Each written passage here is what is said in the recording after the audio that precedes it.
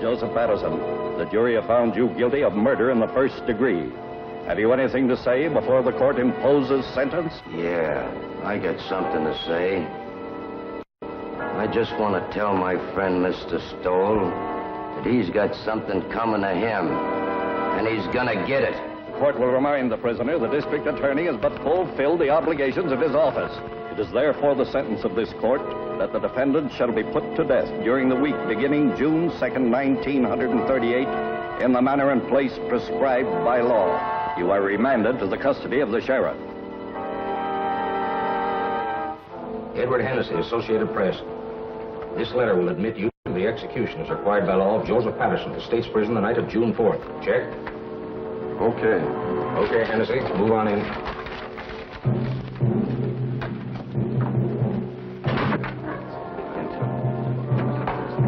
Better save some of that till you come out. Well, boys, it looks like Patterson's going to get it all right. Yep, he gets it this time. The DA sure killed the reprieve. Went to the governor himself. He's a tough hombre, all right, all right. Who, Patterson? No, Stoll, the district attorney. You said it. All right, boys. This way, please.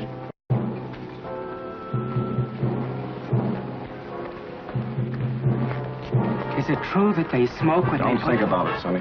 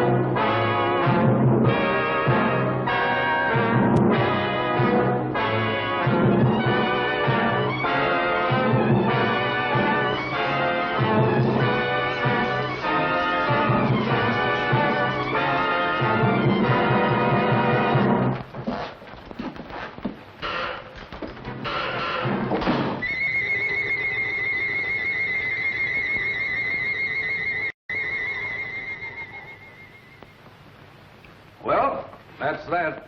He thought of you right to the end, Mr. Stowell. Welshers, Sharpie, Welshers, they're all Welshers. You'd think life owed them something. This Patterson bumped off 4 himself, and how many others he's had knocked off, I couldn't even guess.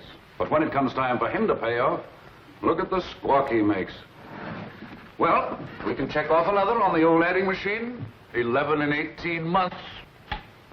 We're making progress, Sharpie, making progress. We'll have this town lily white the first thing you know. I wish you'd get rid of that hideous contraption. It gives me the willies. If I'm not being too impertinent. Just an old Chinese custom, Sharpie. Chinese? You sound more like an Indian, if you ask me. An Indian counting scalps. It's my job to count scalps. It's still a life for a life, so far as I'm concerned, and will be till they rewrite those law books over there. For you, Miss Sharp. Oh, thank you, Sonny. You're welcome, Sharpie. The governor returned the record of the Patterson confession. I'd like to have seen his face when they listened to it. Patterson didn't have a chance. Through with it? I'll take it home and put it with the collection. I should think you'd have enough of them now. Don't be unkind to me this lovely morning, Sharpie. What about the mail? Oh, nothing much. Another clipping from the Tattlers column. Another one? Not a boost this time. Or maybe it is. I never can tell about those things. Read it to me. Not at all, you gossips. Not at all. The wife's boyfriend has the DA's okay. Are you suspicious, Sharpie? No. Oh, Phil's a nice youngster. And you wouldn't have me keep a lady chained up in a vault at home? Or would you? No, except that I've heard that husbands should go home once in a while. And I've also heard there's more to life than crime. You certainly keep your ear to the ground. And I've also heard that tonight, if I'm not being too impertinent... Yes? Kirk and Murphy are here. Send him in. It's Kirk and Murphy. They've been working on that telephone thread. Yesterday's... We traced that call, Chief. Hello, Sharpie.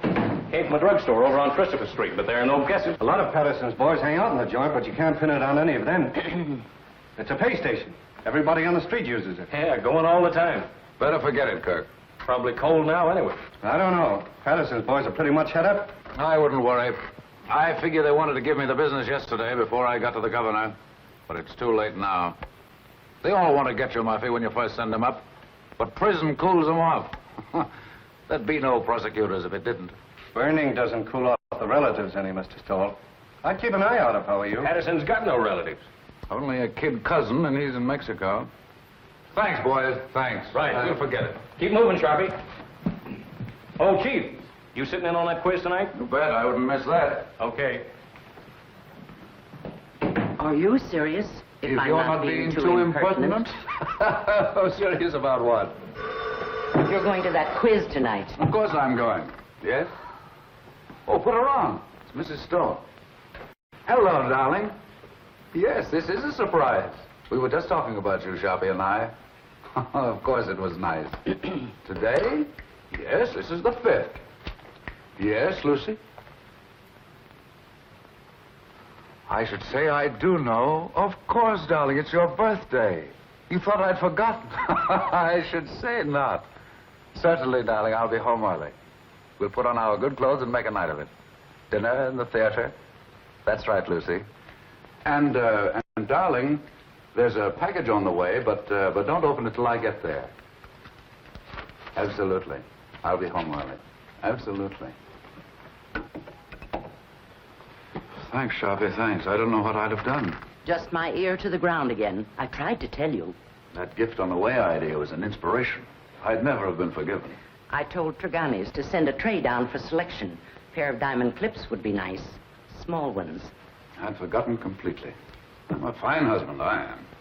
I'll order the flowers. Orchids, don't you think? Yes, that would be fine. I'll telephone Mr. Kirk not to expect you at the quiz tonight. Yes, I suppose I'll have to miss that. Unless you plan to be in 2 places at once. Too bad, though. I should be in on that. Are you going home or not? Yes, oh yes, I'm going home. Don't worry, Sharpie. I'm glad of that. I don't know of anybody just now who could take your place. 10, 15, 24 left to go, Sharpie.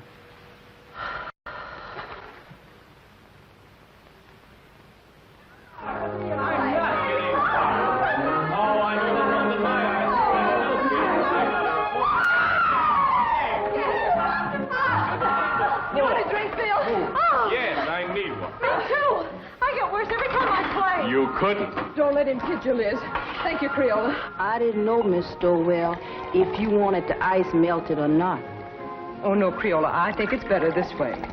Thank you, ma'am. I can't believe it. She's marvelous. She's my new maid, but you should taste her biscuits. They're wonderful. I'll taste a highball if it's all right for everybody. 2 fingers, please. Don't make it too weak. Hello, Mr. Stowell. Hello. Why, hello, Jim. Hello. Jim, you're early. Hello, Jim. How are you? Just in time for a drink. Happy birthday, darling. It is now. I didn't know, Lucy. Why'd you keep it a secret? All the old girls do, Elizabeth. Hiya, Phil. Fine, Jim, fine. Would you like a drink, darling? I'm ashamed of myself for forgetting. Me, a cousin, too. Thanks, darling. I'll fix my own. I almost forgot myself. And I'm a husband. Hello. New glasses? Well, the set's from Phil. Isn't it lovely? Birthday present? Oh, they're just replacements for the ones I break. So you remembered. Well, that was nice of you, Phil.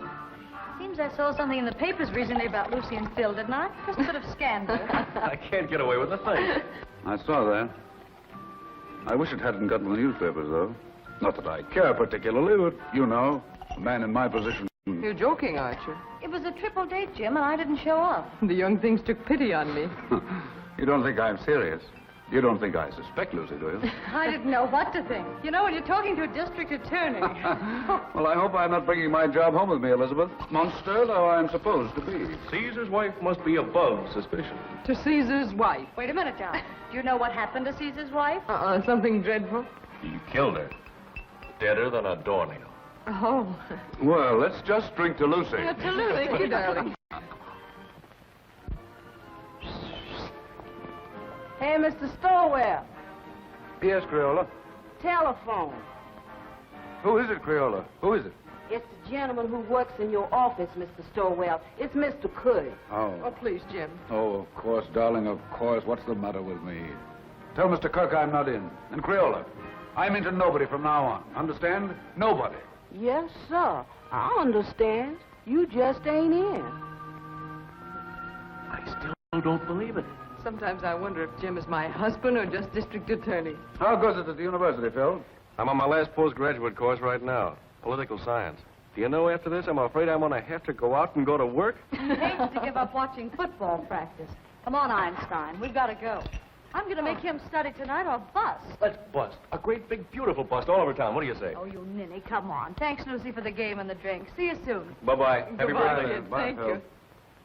Good-looking pair of kids. Nice, too. I wonder if they'll ever get married. Mr. Stowell, I told the gentleman you said you wasn't in, but he didn't believe me, Mr. Stowell. He says to tell you it was important, and to tell you that the cousin from Mexico was in town. But he didn't say what cousin, Mr. Stowell. That's all right, Crayola. Thank you. You're welcome. What does that mean, Jim? The cousin from Mexico? Nothing at all. Kirk shouldn't bother me here with details. Well, we'd better go along then. We'll have to hurry if we're going to dress. There's no place to hurry to when I'm with you. Darling.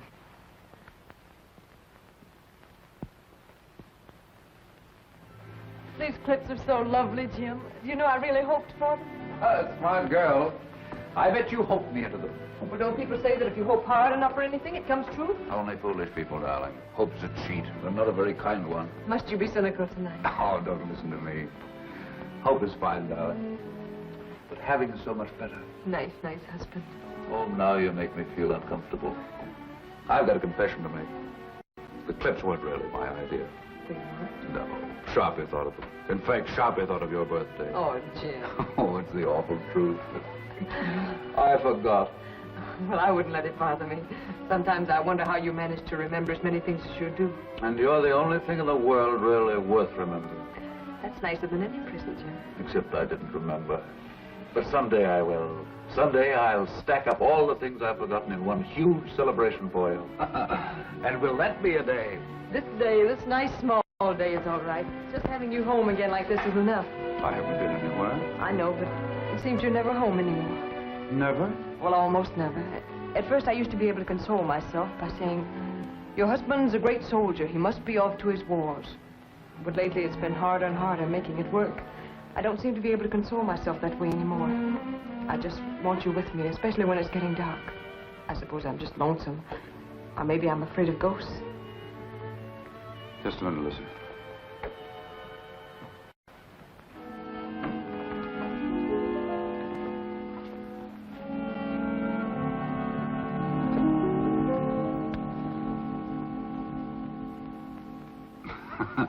Just in case of ghosts. Jim, must you carry a gun even on our night out? It's nothing, darling. What the well-dressed man must wear. That doesn't sound like you, Jim. I know you're just trying to put my mind at ease, but you didn't used to joke about things like this. It's nothing, Lucy, I promise you. But it isn't nothing. When you scolded Liz this afternoon when she was joking about Phil and me, you said you didn't want to bring your job home with you. Now you are bringing it home with you. You really mean it, Lucy? Well, look, Jim, we can't even go out on a birthday celebration without your being armed. I'm sorry, Lucy. But it isn't as serious as you think. The gun has made everything sort of melodramatic. But I didn't realize that I was bringing the job home with me.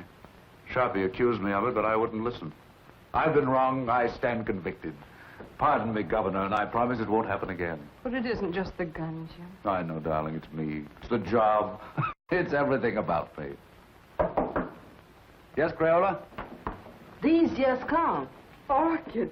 Oh, this is my birthday. Jim, you're a darling. You're a considerate, impeccable husband.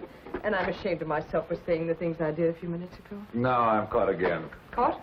Sharpie thought of the flowers, too. Oh, dear. Well, anyway, this is my birthday. I'll try to think of something original before the evening's over now.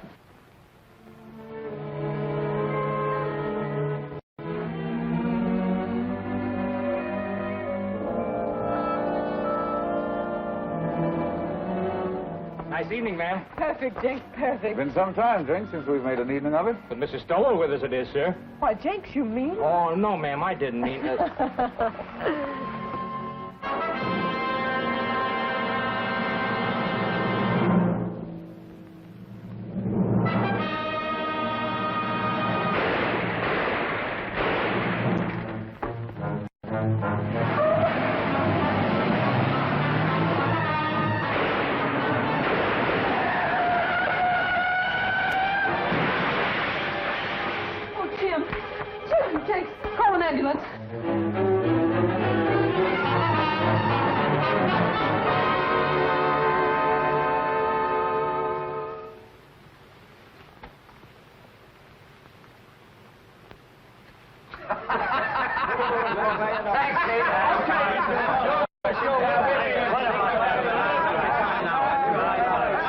What do you say, gentlemen? What about giving a dead man a break? And let it show on the front pages. You're marvelous, Jim. You couldn't have done it better if you'd planned it. It's a great break. And all for a nick in the elbow. That's luck, man, and you deserve it. I'd like to have quizzed that kid before he died. Cigarette? I never use them. No, Jim, it's better the way it happened. It's a closed book. We've had enough Patterson. I'd like to have had those newspaper boys in here last night when they were operating. You look good and sick. The doc wouldn't stand for it. Oh, we'd have had a great break in the morning papers. The afternoon papers are not to be sneezed at in this town. No, sir. If this were election year, we could snap you right at the city hall. Easy, just like that. Thanks, Dan. Thanks nothing. I'm doing you no favors I'm not doing myself. Well, you've got this town by the ear. It's served by its long, hairy ear. You're a hero, that's what you are. Well, goodbye, Jim. I'll be in later with the papers. All right. See you later.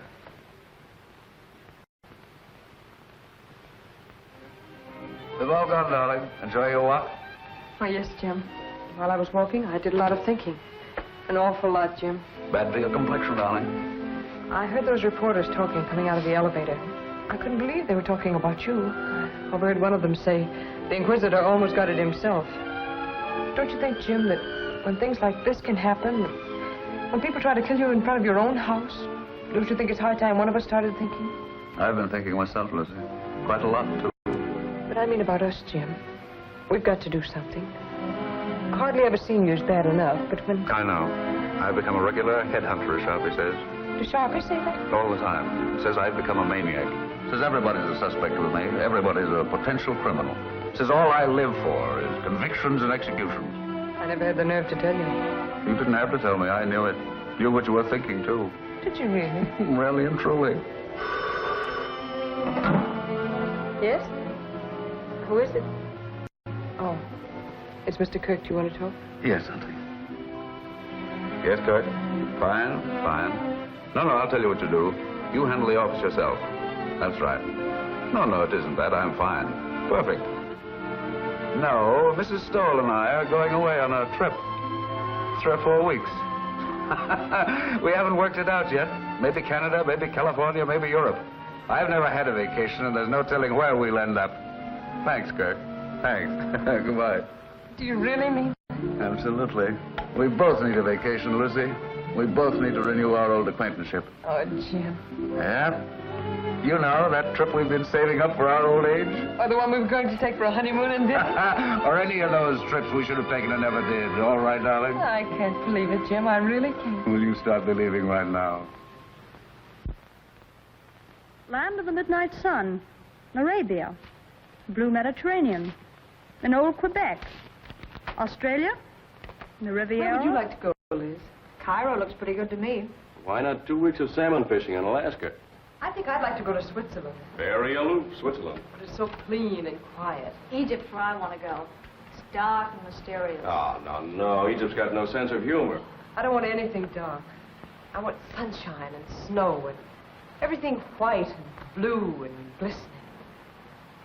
Listen to me, will you? I'll be happy if we ever get anywhere. I still have to pinch myself to make sure I'm awake, and I'm very careful not to pinch too hard. I really can't believe it. I really can't believe it. A bracelet to match the lady's birthday clips. Your clips, Sharpie. How they've been gnawing at my conscience. I had to think of something myself, or I wouldn't have enjoyed a moment of the trip. So you're really going? I have to, Sharpie. I have to. I haven't been myself lately. I've been somebody else. You're not telling me anything. I've got so lately, I'm suspicious of everybody. Why, I'm suspicious of you, Sharpie. I'm even suspicious of myself. I third degree myself. I put myself on the stand. I find myself turning around quickly to see if I'm the man I think I am.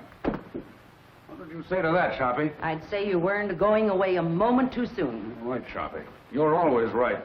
So I'm going. The moment I go out of this office, I'm gone, you understand? And you don't know where to find me.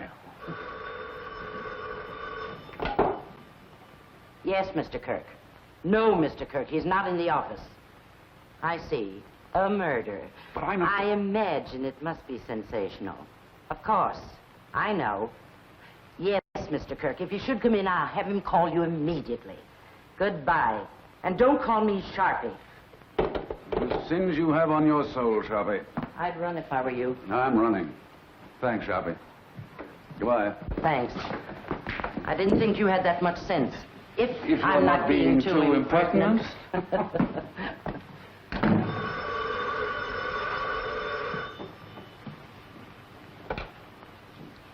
Sorry, Mr. Stoll's not in the office, and I don't know where to find him. Oh, it's the police headquarters. I'm sure it must be very important, but I have no idea where to find him. So sorry. So very sorry. Goodbye.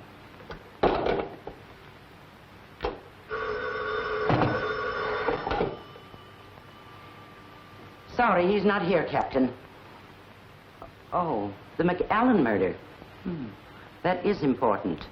But I don't know where to reach him. You see, Mr. Stoll's gone away on a vacation. I'm so sorry.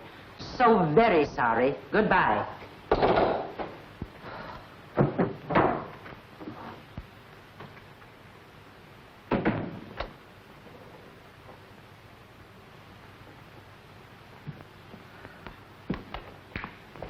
Hello, Sharpie. Where's the chief? I haven't the faintest idea. Well, I've got to get a hold of him. Dr. Shaw McAllen just shot his wife. Oh, indeed. Scoop Kirk. Well, it's the biggest thing that's broken around here in years. You know him, Sharpie, the Pittsburgh McAllens. Millionaires. He teaches up at the university. I'm sorry, Mr. Kirk, but Mr. Stowell is away on a vacation. Well, he can't have gone very far. He was here half hour ago. I know, but he was moving mighty fast. Yes, Lieutenant, what can I do for you? I wondered if you had located Mr. Stowell yet. He's gone. Sharpie says he's gone on a vacation. Oh, that's too bad. They're bringing McAllen over here. I figured Jim would want to question him. He won't open his mouth. Well, I'll question him. What did you pick up, Fred? Oh, the same old story. He was crazy about her and found her with another man. You know, I remember something about her. Didn't his family kick him out when he married her? Without a cent. Come on.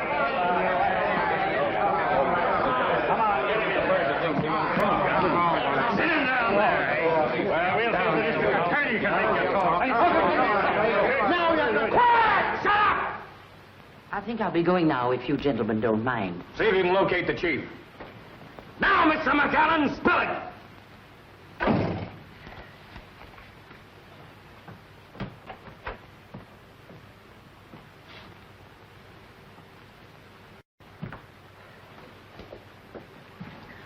Lock up when they're all through, Pinky. And put the cat out. Okay, Sharpie.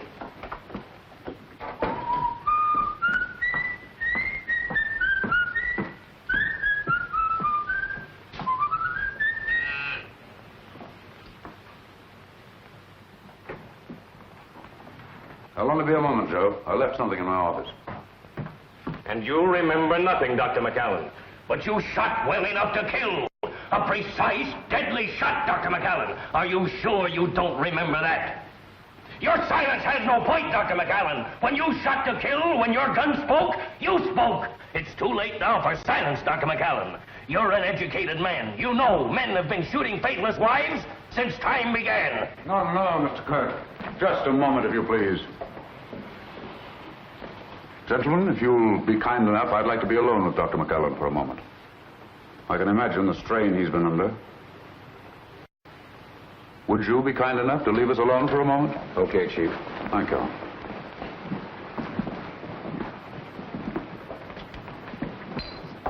I'm sorry, Dr. McCallum. We've been so inconsiderate. Sometimes my men allow their ambitions to run away with them.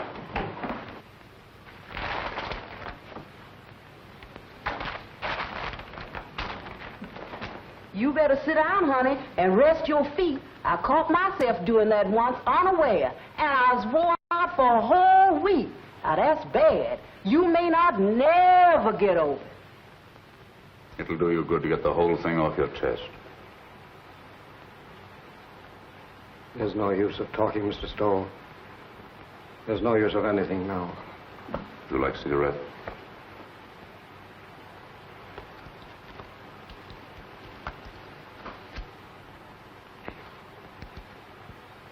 Drink? I have some very good brandy. I don't want you to talk if you don't feel like it. I just want you to know we're not monsters here. We're just human beings like yourself. They can do what they want with me. It doesn't matter anymore. Nobody's going to do anything to you, Dr. McCallum. I'm not trying to hide anything. I shot my wife. I killed her. Are you sure you wouldn't like a drink? I suppose it all happened suddenly. Only this afternoon. Only a few hours ago. I was leaving home for class. When I realized it was raining, I went back for my raincoat. It was then I saw her sitting in her room before the mirror. Never had she seemed so beautiful. Sitting there in the dark, with only the two small lights on her dressing table burning. Powdering her neck and shoulders, smiling and humming, happy with herself. Never had she seemed so beautiful as at that moment, with the mirror light shining up on her face, and the rain beating on the window behind her. All husbands have moments like that. And at that moment, I realized how terribly I'd neglected her. Oh, I know it sounds horrible now, but it was for her sake I neglected her. For her sake, I worked, studied. I wanted her to have good things, and we were poor, very poor. I understand. You watched your wife before the mirror. And as I watched her, I said to myself I would never neglect her again. And then I tiptoed across the room to the dressing table. With her humming, she didn't hear me. I leaned down quickly and kissed her. Instantly, the moment I kissed her, she shivered. Her flesh became goose-pimply as with cold. I saw her face in the mirror looking up at me, and all its happiness was gone. On it was a look of revulsion. I was speechless, stunned. I see. The Japanese have an expression. A woman tells the truth to her mirror. And then she recovered and looked up at me and laughed and said, "You should know better than to ruin a lady's makeup." She began to powder the spot on her neck where I'd kissed her. And she got to her feet and kissed me on the cheek. "I've got to run along," she said. "I'm playing bridge at Sonia's. I'll see you for dinner." She ran out. I stood, still speechless, and watched her go. I see. And that was how it began. My brain was on fire. I was sure there was only one explanation. She was making herself beautiful for some man, and she was going to him. She wasn't going to Sonia's. I followed her in the rain. And what finally happened, Dr. McCallum? I killed her. I know, but the circumstances. It's all unreal to me. All blurred. I was blind, insane. I saw her enter her house. I went to a window. I saw her run into a man's arms. The fire in my brain became a fury. I didn't realize I'd drawn the gun. I didn't realize I'd fired it. Until I saw her body crumble to the floor. And then I knew I'd killed her. In that instant, I knew I'd lost forever the one thing in the world I loved. It's my fault. My stupidity. My neglect.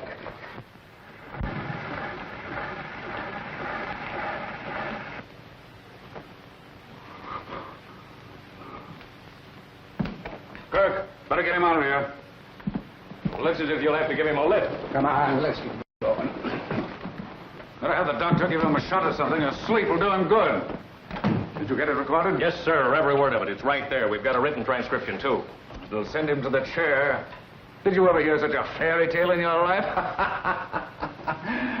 The kiss before the mirror. I don't know, Chief. You know, that's the way things like that sometimes start. Oh, you should be smarter, Kirk. His emotional upset fooled you. Well, that was genuine enough.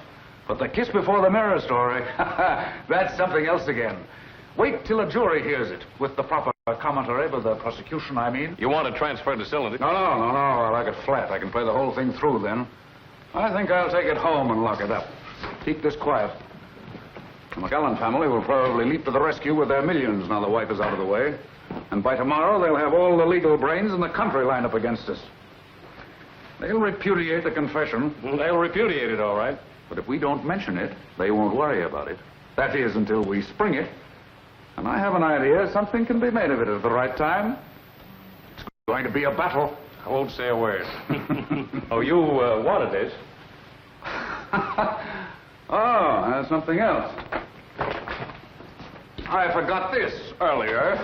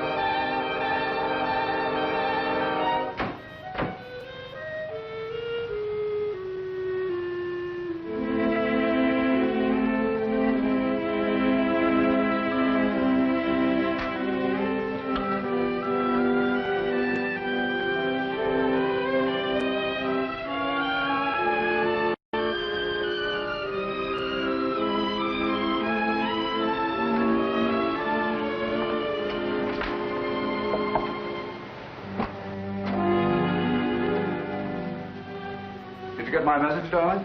Yes, I got it, Jim. I'm sorry, terribly sorry, but I couldn't pass it up, Lucy. Yes, I imagine it'll be a sensational case. Another conviction. Oh, it isn't that. I'd be shirking my job if I went away now, believe me. That's funny. It's a kiss before the mirror. What's funny? Nothing. Nothing for your pretty ears. I was just reminded of a little story I heard today.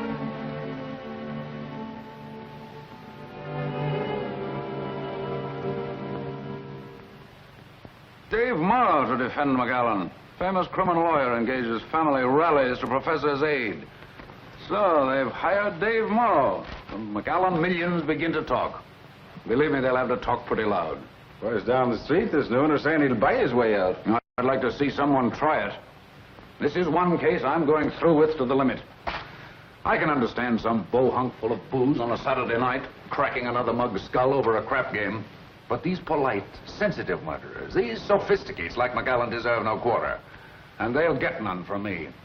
Imagine a responsible, intelligent, educated man killing another man. Oh, I've known a lot of men I'd like killed. Oh, I'm serious, Dan. You wouldn't do it. I wouldn't do it. And the last thing either of us would ever think of doing is killing a woman. Crimes of passion, psychologists call them. Crimes of decadence, I call them. Luxuries, indulgences.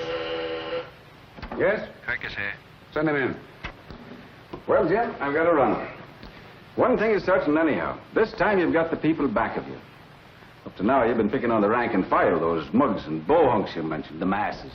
Now, you've bagged a highbrow, a millionaire, and it'll do you a lot of good, Jim. An awful lot of good. All righty. Well, how do you do, sir? Come on in. I'm on the way out. Goodbye, Jim, and good luck. See you later. Goodbye, sir. Well, he had a permit for the gun, all right. Seems he used to walk back and forth to his classes, and there've been a lot of holdups along through there after dark, and he got the gun for protection. But I don't know what a guy like that would do with a gun if someone held him up. He could use a gun, all right. That's the late Mrs. McAllen. Any news of the other man? Vanished completely. Not a sign or a trace of him. He was just a lodger there. Suppose McAllen knew this man. Suppose the whole thing was framed. I don't believe McAllen could frame anything. I've had a rule all my life, Kirk. Never take any human being for granted. Just think what getting rid of his wife would mean. His family's forgiveness. Return to the security of millions. A chance to follow his studies and comfort. What is he professor of, anyway? Political science. Oh, yes, I remember. See what an opportunity this man would offer? It's true. He neglected her. He said so himself. And why didn't he kill the man? That's what a man usually does. Kills both of them. But not a professor of political science. I was just telling Dan Ellison. McAllen's one of those sensitive murderers. Consider that fancy tale of his. The kiss before the mirror. It's raining out. He comes back for his raincoat, sees his wife, kisses her. She laughs at him. Suddenly, he sees red. My brain was on fire. I was sure there was only one explanation. She was making herself beautiful for some man, and she was going to him. She wasn't going to Sonia's. I followed her in the rain. And what finally happened, Dr. McAllen? I killed her. I know, but the circumstances. It's all unreal to me. All blurred. I was blind, insane. I saw her enter a house. I went to a window. I saw her run into a man's arms. The fire in my brain became a fury. I didn't realize I'd drawn the gun. I didn't realize I'd fired it. Until I saw her body crumble to the floor. And then I knew I'd killed her. In that instant, I knew I'd lost forever the one thing in the world I loved. It's my fault. My stupidity.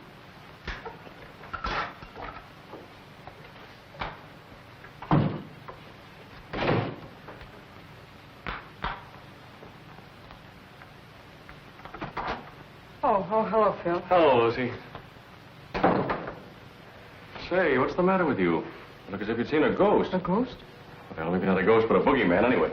Oh, no, I've just been sort of moping around. No fooling now. What's the matter? Nothing, just these early summer evenings, I suppose. I'm afraid I'm a little weepy every now and then, Phil. I'm also afraid I enjoy it. In the first place, you shouldn't sit in the dark. And don't give me that sad business about these early summer evenings. Your trip's been called off. That's it, isn't it? That's it. Sit down, Phil. I know. It's a tough break all the way around. You know, Lucy, Dr. McAllen was my prof in political science at the university. He was a great little man. I imagine he was. He was like a child, so lovable and simple. Everybody at the university knew about his wife except him. I wonder how he came to find it out. Let's go out on the terrace. It's so close in here.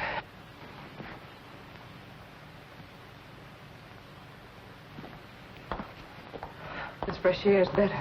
You sure you feel all right? Oh, yes, I'm all right.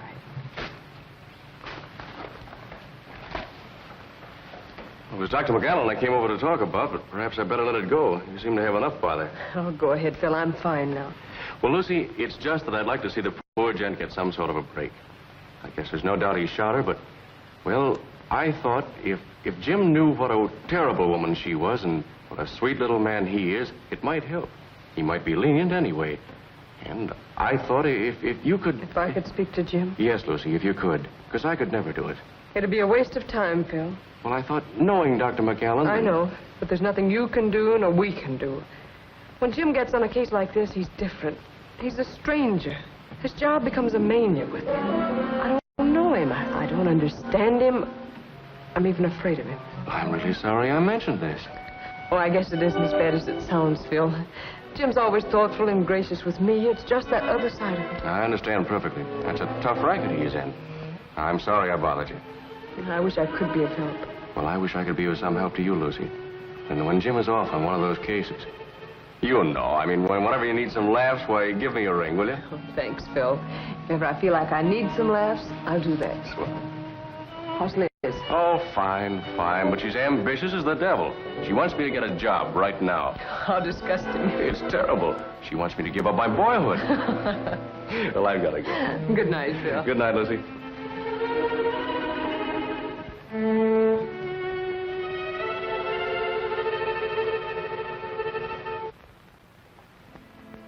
Oh, I didn't know you were here, Jim. How long have you been home? Just a few minutes. Out for a walk? No, Phil dropped over. We've been out on the terrace talking. Phil likes the dark, too. Writing poetry, I suppose. Oh, no. Phil's one of our young realists. He lives a sort of poetry, though. Limericks, I imagine. No, popular songs. Gay ones, bright ones. How's Elizabeth? Oh, she's fine. Phil says she's ambitious as the devil. She wants him to give up his boyhood. He couldn't mean his childhood, could he? What's the matter with you, Jim? Nothing. Why? Talking like that. You like Phil, don't you? You always have. Of course I like Phil. It's just my evil nature, darling. I was so disappointed not to find you here. I'm afraid I'm old-fashioned. I want my woman in the house when I come home. What's got into you, Jim? I was here. Yes, I know. I guess it was just when I found you here with Phil, I was... You don't mean jealous, do you? No, not jealous. Envious. I envied him.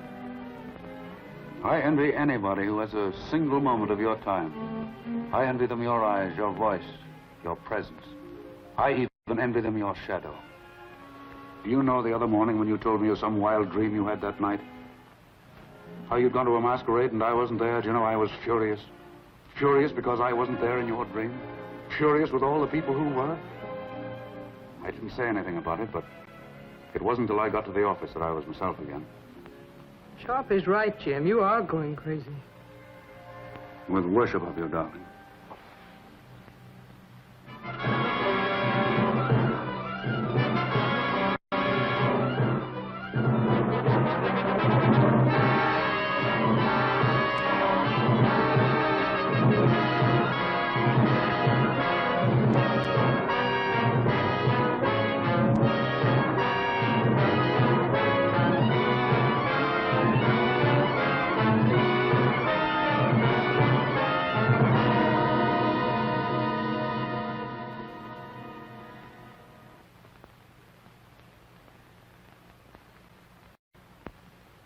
I'll bet they had some idea like that. More coffee? Like what? No, darling. Bribery. Using the family millions on me. I'm sure they know you better than that. Well, they're spending plenty as it is. You want another waffle, Mr. Stowell? No, thanks. You, Miss Stowell? If I ate another waffle Creole, I'd turn into one. You eat them. Oh, I can't. I was dying. A waffle or two won't make any difference. Oh, I ain't dying for my figure. I was dying for my mind. The doctor said if I didn't eat no more starch, it would take the fat off my head and I'd improve my mind. That's the telephone, Creole. Yes, I'll get it. Well, she certainly can cook. That's more than most of them can do. Hello? Yes, sir. Oh, I'm fine. Oh, that ain't no trouble at all. She's right here. It's Mr. Phil for you, ma'am. He called for you last night, but you wasn't in. Yes, Phil? Oh, you idiot. You didn't bother me at all. Yes? Oh, yes. We'll drop over later. I'll see you then. Bye-bye. Oh, excuse me, ma'am. Liz and Phil had another quarrel. I've seen it coming for quite some time. Lucy, I wonder if you'd do something for me. Oh, it's nothing, but it might be exaggerated into something. Phil is chairman of the University Committee to help McAllen, isn't he? Yes, that's one of the things he and Liz quarreled about. She said it took up too much of his time. Well, you can see, with rumors about like this, bribery and so on, it might be just as well to keep away from Phil until after the trial. You understand, don't you? It seems a little silly somehow. Appearances can be awfully important. If I sound like one of those husbands, you'll have to forgive me. Goodbye, darling. Goodbye, Jim.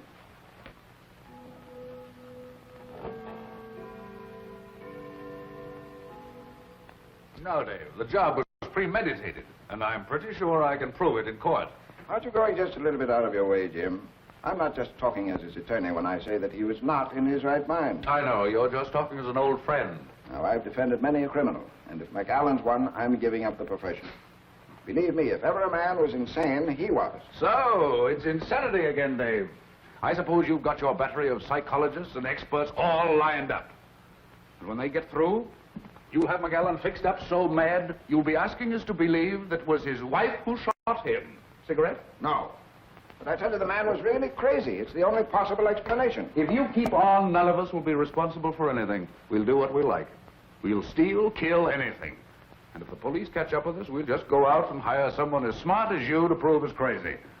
That is, if we have the money. Now, look here, Jim. I'll give up my fee in this case if you'll play ball. Change the indictment to manslaughter with a recommendation for clemency, and we'll close the case. No, Dave, can't do it. Not and run this job as I see it. A man who murders, regardless of the circumstances, is already a criminal at heart. Oh, forget the job this time. McAllen's a human being, and the most helpless human being I've ever come across. You ought to go over there and take a look at him. I get it now, Dave. You're just giving me the human interest business. No, Jim. This is no trick. I tell you, McAllen is just a man like the rest of us. A man who is madly in love with his wife and blind with jealousy. Why, what happened to him might have happened to any of us. Might have happened to me or to you. Stop your kidding, Dave. See you in court. He looks as if you'd pinned his ears back. Well, that looks fool you, Kirk. Mara's a tough and wily gentleman. We've got a fight on our hands. Choppy, will you send 24 long-stemmed roses to Mrs. Stoll right away? White ones. Any card? Any special sentiment? No, just for me. They're conscience flowers. Are you sure 24 will be enough? 24 will be plenty. Here's Kirk. Mara's going to be tough. But I'll send his psychologist and expert screaming back to Vienna when I get through with them. Wait till I spring that confession. A kiss before the mirror.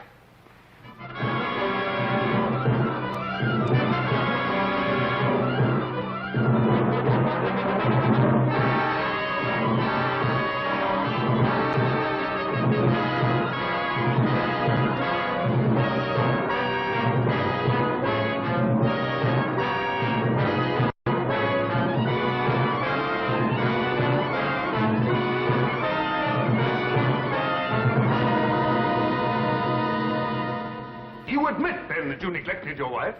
You saw little of her. You were too busy with your humanitarian studies, your plans for a better world. I must ask you again to answer yes or no. Yes. Thank you. Did your plans for a better world include, by any chance, better consideration for your wife? I object, Your Honor. The question is irrelevant and immaterial. Objection sustained. The district attorney will please control his sarcasm. You are a professor of political science at the university, is that right? Yes, Your students loved you, liked your courses. I think so. You spent a great deal of your time with them, long hours after class, and in the evenings. Yes. And when your students were not with you, your work was with you, night and day. Is that not right, Dr. McAllen? Yes. How long would you say, Dr. McAllen, how long was it before your wife's death that you took her out, say, to dinner, to a party, to the theater? I object, Your Honor. The question is irrelevant. Objection overruled. The district attorney may continue. How long, Doctor? A month? 2 months? 3 months? About 3 months. This, then, is the woman you loved. This woman you did not think enough of to be a companion to in her ordinary life. This woman you left to weep her heart out in her own loneliness. This is the woman you say you loved with a passion, with a madness that drove you to kill? I object, Your Honor. I object. Order! Order! Ladies and gentlemen, be seated. Order! Evening paper, ma'am. McAllen collapses on the witness stand. Thank you, Creole. You're welcome. Cracks after 2-hour grill by District Attorney Stoll.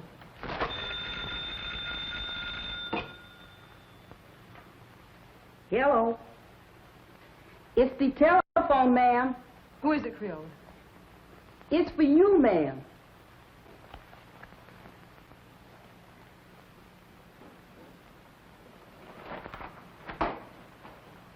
Yes?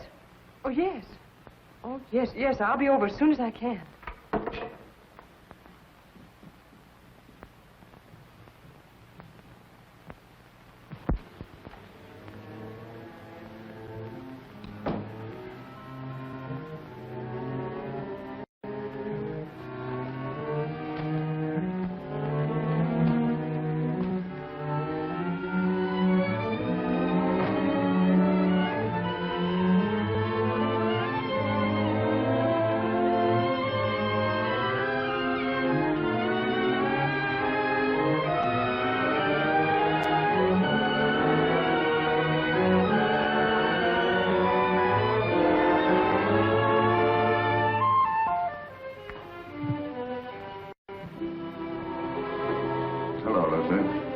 didn't expect you home so early. I've had one of those days. Yes, I know. I read it in the paper. Sort of a Roman holiday, wasn't it?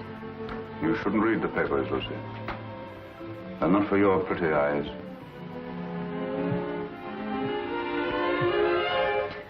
Jim. What's the matter, Lucy? Nothing, Jim. I have to go to Elizabeth's for a few minutes. I wish you didn't have to go out tonight, Lucy. I'm sorry, Jim, but I have to. I'll be back before dinner.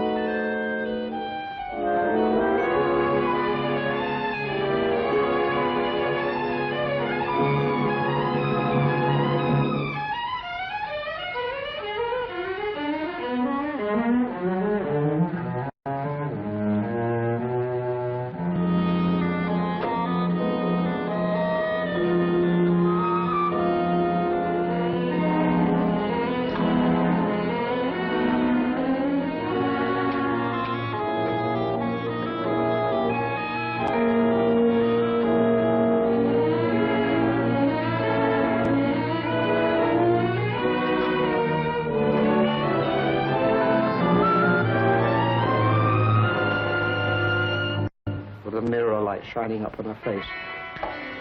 I leaned down quickly and kissed her. Instantly, the moment I kissed her, she shivered. Her flesh became goose-pimply as with cold. I saw her face in the mirror looking up at me, and all its happiness was gone. On it was a look of revulsion.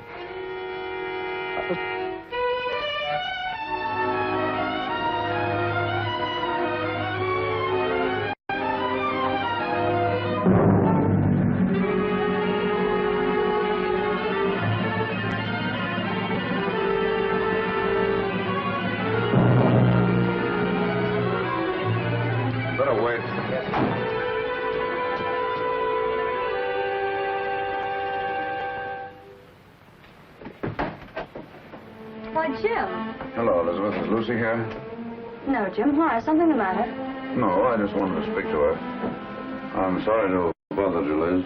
It's nothing. Well, come on in, Jim. I expect her. I'm waiting for her now. No, thank you, Elizabeth. I've got to go along. I just wanted to say something to her. See you later.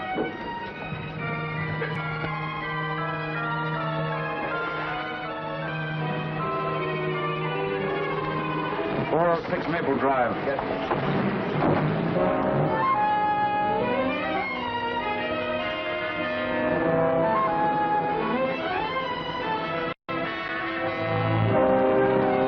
You want me to wait here for you, mister? No. You better not wait.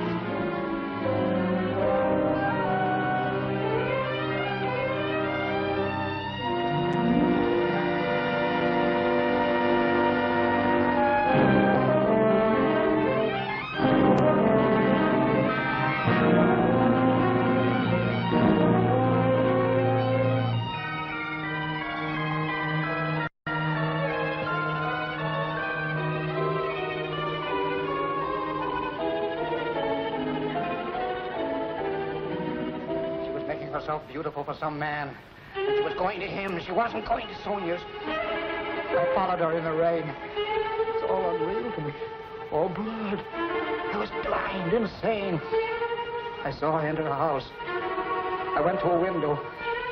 I saw her run into a man's arms. The fire in my brain became a fury. I didn't realize I'd drawn the gun. I didn't realize I'd fired it. Till I saw her body crumble to the floor. And then I knew I'd killed her. In that instant, I knew I'd lost forever the one thing in the world I loved. It's my fault. My stupidity. My neglect.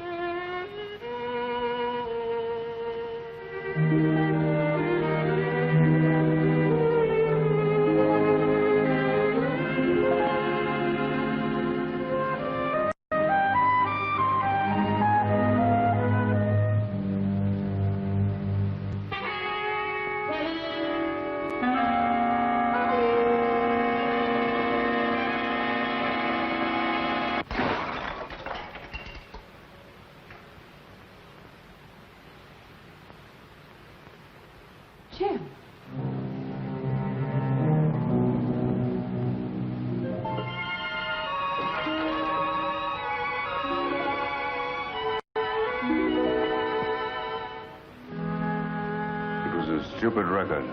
I should have bought some new ones. Liz said you were looking for me. What is it, Jim? Nothing. Nothing much. I guess the case is about getting on my nerves. I simply wanted to tell you that I wouldn't be at home tonight. I'm staying in town. Oh, I see. It's much better if I'm near the office. Yes, I suppose it is. The office is terribly important. I can get someone to stay with me here. Yes, I'm sure you can.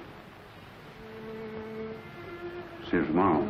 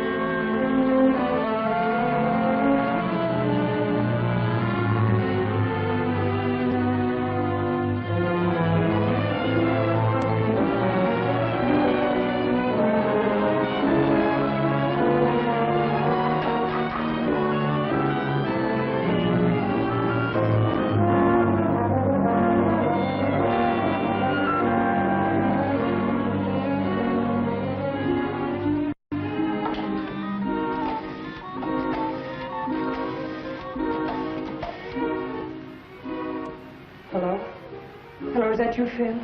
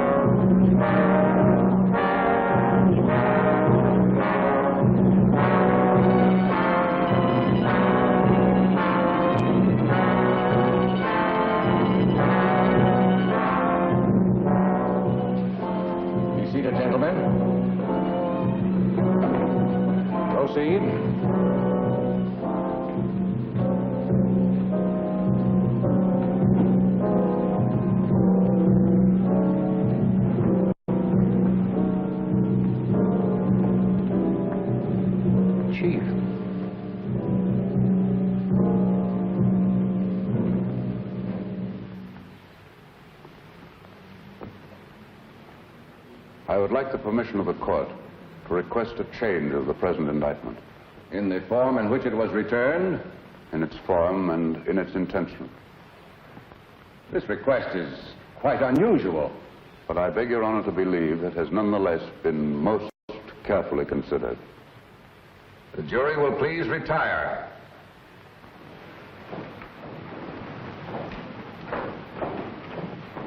What's the matter with Stoll today? Can't figure it out, unless he's got a new act. He looks as if he's ill. Oh, I do hope nothing's happened to him. This is the only day I can come. Here's where he pulls something out of his sleeve. The state has come to the belief that the indictment of murder brought against the defendant in this case was not fairly and justly conceived. The attorney for the state has come to the belief that he acted without premeditation.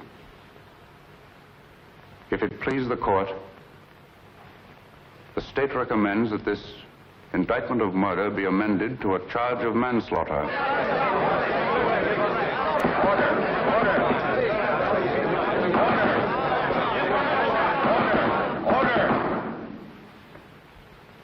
This is a serious recommendation. May the court ask what consideration led the attorney for the state so to change his conviction? An unusual consideration. Since the adjournment of court yesterday, he has had experience with a case that, to a great extent, parallels this. In fact, is extraordinarily similar to it. And his findings in that case have urged him to reconsider this. He realizes, especially in view of rumors that have been afoot, the grave charges he leaves himself open to in making this recommendation, but he implores the court to believe that there are unimaginable moments when a man, a poor, weak man, jealous, blind, frantic, may kill the one he loves more than anyone, more than anything on earth, may kill her by some strange, tragic perversity, and in killing her condemn himself to a life of sorrow and regret.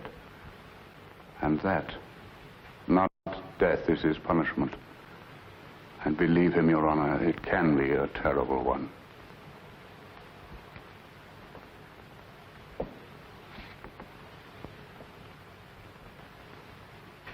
I see. I see. Please have the jury returned. The McAllen murder trial was startled into an uproar today by District Attorney Stoll. In a scene of unprecedented excitement, the McAllen trial came to an abrupt and dramatic close today. District Attorney Stoll asked the court that the first-degree murder charge be withdrawn. Well, it looks as if you're finally getting away on that trip, Mrs. Stoll. Something like that, Jenks.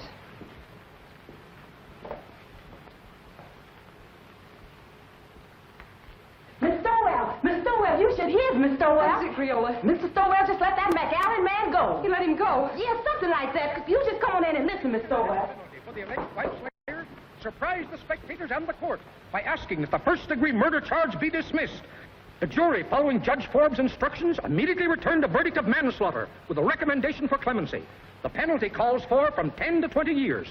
District Attorney Stoll has blankly refused all further discussion of the case. We will now continue with our regular program.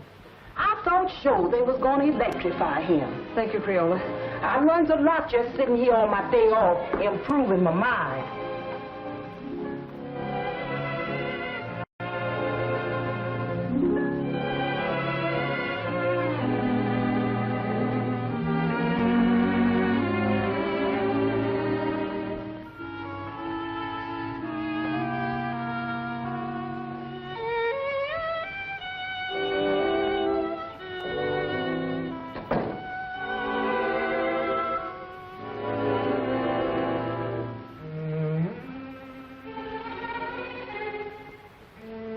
I saw Jenks outside. I know it's too late for regrets, Lucy. I've been mad. Mad. There's no other word for it. No other explanation of my selfishness and stupidity. You've always been generous, Lucy. And before you go, I'm going to ask you one last great kindness. Won't you let me start all over again? Not here in this house. Not as your husband. Not even as an old friend, but just as if we'd only met. Strangers, meeting for the first time. Like that first snowy day in New Haven. And let me try to win you back. I don't know, Jim. When you walked out last night, it seemed that your job, the prosecutor, had won. Believe me, Lucy, I didn't know. I didn't realize what had happened between us until yesterday when I saw you sitting before the mirror. When you kissed me? Yes, when I came home. I hated you then.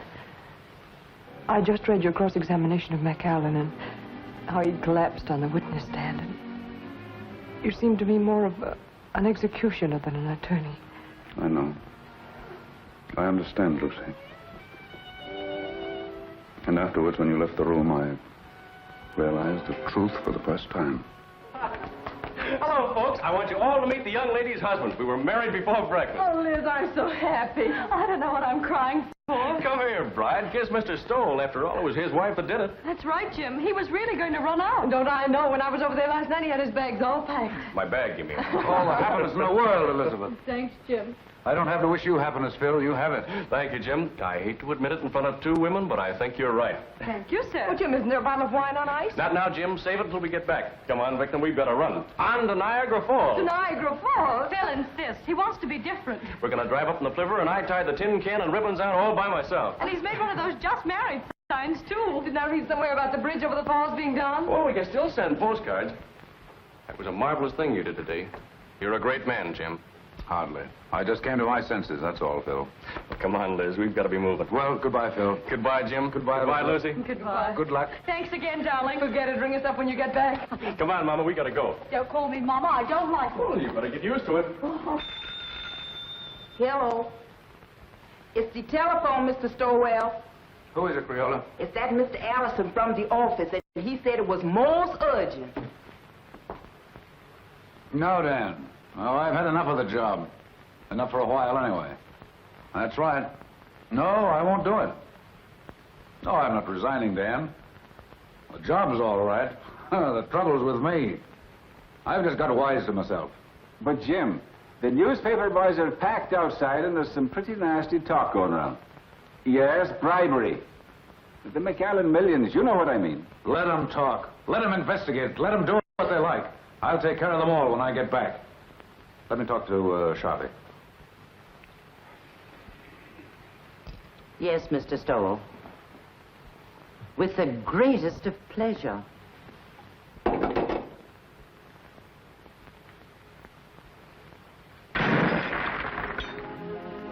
That's my little good deed for the day. Never mind that, Jinx. And please bring the other bags back. I won't be going for a few days. Yes, ma'am. At first, I couldn't believe my ears. Someday, darling, I'll tell you a story and you won't believe your ears. About us? About me. About my great reformation. It happened last night. Tell me. I'll tell you on the boat for Europe, darling.